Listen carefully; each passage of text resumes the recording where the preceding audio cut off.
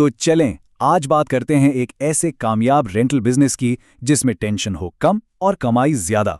हम इस माखूज को सामने रखकर कुछ ऐसे ठोस प्रैक्टिकल आइडियाज निकालने वाले हैं जिन पर फौरन काम भी शुरू किया जा सकता है। और ये बात सिर्फ कहने की नहीं है, ये एक वादा है कि ऐसे आइडियाज दिए जाएंगे जो पाकिस्तान में ना सिर्फ चलेंगे बल्कि पैसे भी बना कर देंगे। तो समझें कि ये कोई किताबी बातें नहीं हो रही, बल्कि एक सीधा सादा अमली रोड मैप सामने रखा जा रहा है। तो फिर सवाल ये उठता है कि आखिर वो राज है क्या? एक ऐसा रेंटल बिजनेस जो दौलत तो बनाए लेकिन साथ में सर दर्द न लाए, मतलब रोज रोज की टेंशन और भाग दौड़ से पाक। क्या वाकई ऐसा हो सकता है? जी हां, बिल्कुल हो सकता है। अच्छा, किसी भी काम को शुरू करने से पहले ना उसके पीछे की सोच को समझना बहुत जरूरी है। यानी सिर्फ ये नहीं कि क्या करना है, बल्कि क्यों करना है और कैसे सोचना है। यही वो फलसफा है जो एक आम और एक कामयाब बिजनेस में फर्क डालता है। और वो फलसफा है ये, इन चीजों पर फोकस करें जो आसानी से टूटती नहीं हैं। मतलब ऐसी चीजें जिनकी मरम्मत भी हो सके। ये समझें कि इस पूरे बिजनेस मॉडल की बुनियाद ही इसी एक असूल पर है। चीज मजबूत हो, रोज रोज खराब ना हो, और अगर हो भी जाए तो ठीक करवाना आसान और सस्ता हो। और ये बात भी बहुत कमाल की है कि जो घिसे पिटे बोरिंग आइडियाज होते हैं ना, असल पैसा वही बनाते हैं। हर चमकती चीज सोना नहीं होती और हर नया आइडिया पैसे नहीं कमाता। तो कभी कभी नए आइडियाज के पीछे भागने से बेहतर है कि उन आजमूदा तरीकों पर चला जाए जो पहले ही काम कर रहे हैं। चलें अब जरा अमली मैदान में उतरते हैं और देखते हैं कि कौन से शुबों में पैसा है। और सबसे पहले बात करते हैं दो ऐसे सेक्टर्स की जिनकी डिमांड आप कह लें कि कभी खत्म ही नहीं होती। एक इवेंट्स और दूसरा कंस्ट्रक्शन। अब ये लिस्ट देखें। बाउंसी कासल, कुर्सियां, सोफे, स्पीकर्स, बड़े कूलर, जनरेटर, ये सब इवेंट्स की जान हैं। और दूसरी तरफ स्कैफोल्डिंग, सीढ़ियां, ट्रैक्टर, ये कंस्ट्रक्शन के लिए लाजमी हैं। इन सब में मुश्तरक बात क्या है? वही हमारा बुनियादी उसूल। ये चीजें मजबूत हैं, देखभाल आसान है और इनकी डिमांड मुसलसल रहती है। चलें इस पूरे फलसफे को ना एक जबरदस्त मिसाल से समझते हैं, और वो मिसाल है सीमेंट मिक्सर की। ये एक ऐसी चीज है जो हमारे उसूल पर बिल्कुल 100% पूरा उतरती है। तो एक हैवी गेज यानी अच्छी क्वालिटी के मिक्सर की इब्तिदाई लागत है तकरीबन 80,000 रुपए। अब देखिए, ये कोई इतनी बड़ी रकम नहीं है कि बंदा शुरू ही ना कर सके, और यही बात इस आइडिया को बहुत से लोगों की पहुंच में ले आती है। तो सवाल यह है कि ये आइडिया काम क्यों करता है? बहुत सादा सी बात है। अव्वल तो ये लोहे का बना है, यानी इंतहाई पायदार है। दूसरा, ये जल्दी खराब नहीं होता। और सबसे अहम बात, हमारे मुल्क में तामीरात का काम तो अल्हम्दुलिल्लाह तकरीबन हमेशा ही चलता रहता है, तो इसकी डिमांड भी कभी खत्म नहीं होगी। अच्छा, कंस्ट्रक्शन और इवेंट्स से हटकर अब जरा शहरी जिंदगी और आजकल की जदीद ज़रूरियात से जुड़े कुछ मौक़ों पर नज़र डालते हैं।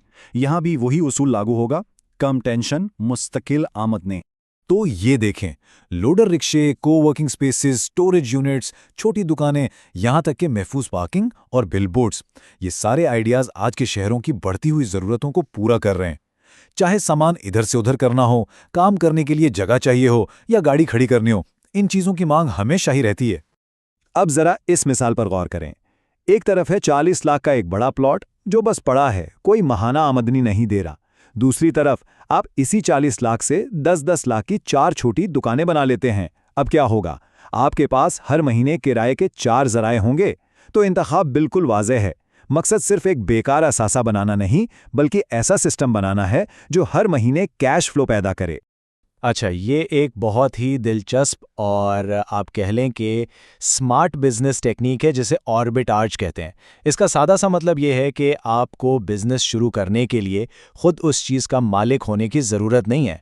आप किसी और से कोई जगह या चीज़ लीज पर लेते हैं और उसे आगे किराए पर देकर बीच में से अपना मुनाफा निकाल लेते हैं, जैसे एयरबीएनबी या बिलबोर्ड की जगह का कारोबार। चलें अब कुछ ऐसी मखसूस या निश मार्केट्स की बात करते हैं। हो सकता है ये आइडियाज़ हर एक के लिए ना हो, लेकिन अगर कोई इनमें कदम जमा ले तो ये बहुत बहुत ज़्यादा मुनाफा बख्श साबित हो सकती हैं। मसलन मेडिकल के शोबे को देखें, अस्पताल के बेड, एमआरआई मशीनें या घर पर नर्सिंग की सर्विसेज।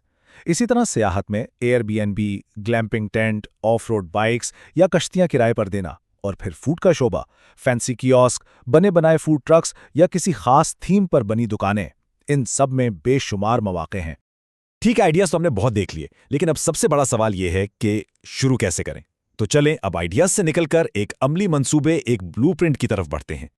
और इस मंसूबे का सबसे पहला और सबसे अहम उसूल ये है, एक साथ 30 रिक्शे खरीदने का ना सोचें, एक से शुरू करें। ये बहुत गहरी बात है। बहुत तेजी से बड़ा बनने का लालच अक्सर कारोबार को शुरू में ही डुबो देता है। आहिस्ता और मुस्तहकम शुरुआत ही असल में कामयाबी की जमानत देती है। तो ये रहा वो 4 कदमों वाला ब्लूप्रिंट। पहला कदम, सिर्फ एक वेंचर का इंतखाब करें। दूसरा, उसके पूरे निज़ाम को, उसके ऑपरेशंस को अच्छी तरह समझें और उसमें महारत हासिल करें। तीसरा, जो भी मुनाफा आए उसे वापस उसी कारोबार में लगाएं। और चौथा कदम, जब आप पूरी तरह तैयार हों तब जाकर दूसरा यूनिट शामिल करें। बस। अब आखिर में एक सवाल, और ये सवाल सिर्फ सुनने के लिए नहीं है, बल्कि इस पर संजीदगी से सोचने की ज़रूरत है। वो कौन सी एक चीज़ है जिसे अगले हफ्ते किराए पर देना शुरू किया जा सकता है? इस पूरी लिस्ट में से क्या कोई ऐसी चीज़ है जो दस्तरस में हो और जिससे एक फौरी आगाज़ मुमकिन हो? और आखिर में इस बात को याद रखना है कि इन तमाम आइडियाज़ और मंसूबों के पीछे जो असल मकसद है, जो असल मिशन है, वो है माली आज़ादी हासिल करना, ताकि हर कोई अपने फैसले खुद अपनी मर्जी से कर सके।